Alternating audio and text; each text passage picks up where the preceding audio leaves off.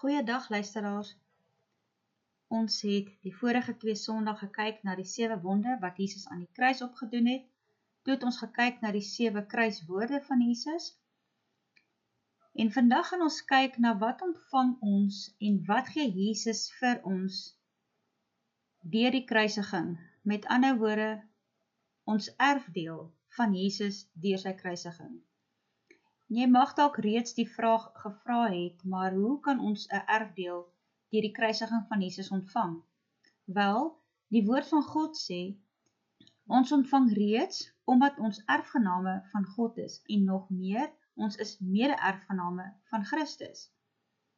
Nou die eerste erfdeel ontvang ons in sy voete en daardeur gee hy aan ons sy krag en sy sterkte. Want deur sy wonde aan sy voete gee hy aan ons die krag en sterkte om op slange en skorpioene te trap. Hy gee aan ons die krag en sterkte om op die vyand te kan trap en niks sal jou kan skade aandoen nie. Ons lees ook in Romeine, en die God van vrede sal die Satan spoedig onder julle voete verbrysel. Die tweede erfdeel wat ons ontvang is in sy hande en dit is sy rykdom en eer. Want in sy regterhand ontvang ons lente van dae, met ander woorde 'n langer lewe, en in sy linkerhand ontvang ons sy rykdom en eer. Want Jesus sê in Johannes, die dief kom net om te steel en te slag en te verwoes. Maar ek het gekom sodat jy lewe in oorvloed kan hê. Die Passion Translation sê, I have come to give you everything in abundance, more than you expect, life in its fullness until you overflow. Is dit nie awesome nie? Ons derde erfdeel ontvang ons met sy doringkroon en dit is sy wysheid. En hoekom ontvang ons dit?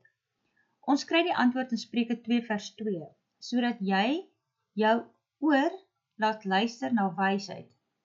Jou hart neig tot verstand.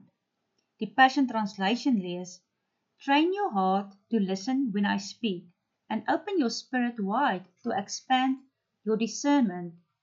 En dan kom daar 'n opdrag. Then, pass it on to your sons and your daughters. Ons lees verder in Jakobus, en ek lees dit weer vir julle in die Engels en die Amplified. If any of you lacks wisdom to guide him through a decision or circumstance, he is to ask of our benevolent God, who gives to everyone generously and without rebuke or blame, and it will be given to him. Met ander woorde, met hierdie soort wysheid wat ons ontvang, kan jy enige oorlog wen. Jy sal die vyand kan weerstaan, omdat dit nie in jou eie mag en wysheid gaan wees nie, maar deur die wysheid en kennis wat God jou sal gee deur sy gees. Volgende ontvang ons erfdeel deur sy rugwond, en dit is sy eer, want hy is terwille van ons oortredinge deurboor. Terwille van ons ongeregtighede is hy verbrysel. Die straf wat vir ons die vrede aanbring, was op hom, en deur sy wonde het daar vir ons genesing gekom. Daarom kan jy jou vrede terugvat, die vrede van God wat alle verstand te bowe gaan, wat jou hart en jou sinne sal bewaar in Christus Jesus. Ons volgende erfdeel is in sy sywond, en dit is sy heerlikheid.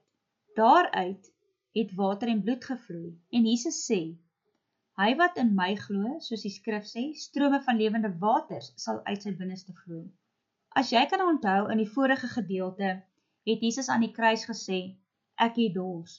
En ons weet ook, dat daar lê 'n geweldige salwing binne in die woordjie dors, want wanneer jy begin dors kry, om uit die rots Jesus te wil drink, neem jy hom in, en sy strome van lewende water sal uit jou begin borrel, en jy sal in sy rus kan ingaan, met die vrede wat Jesus jou sal gee. Laastens, ontvang ons ook sy lof en seëninge deur die kruisiging van Jesus.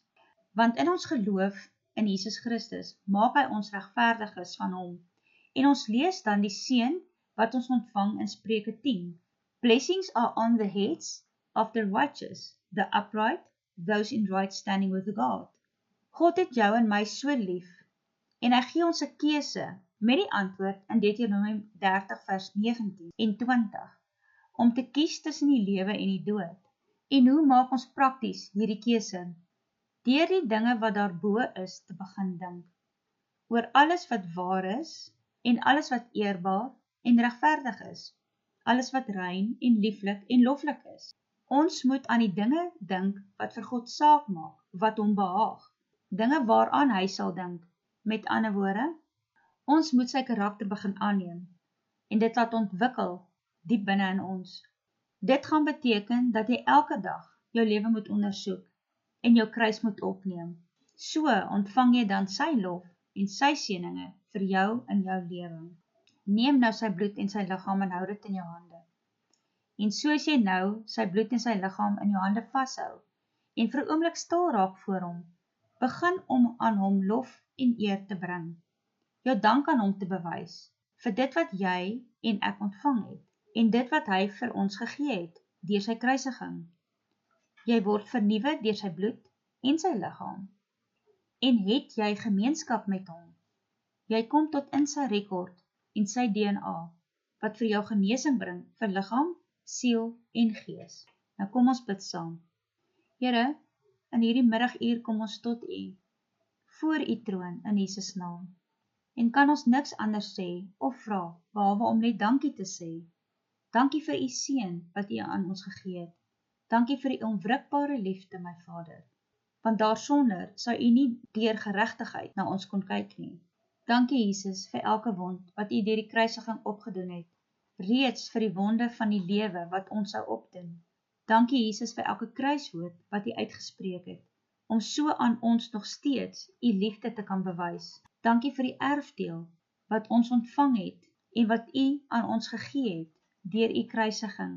Here, help ons om elke dag die keuse te kan maak van ek kies die lewe bo die dood.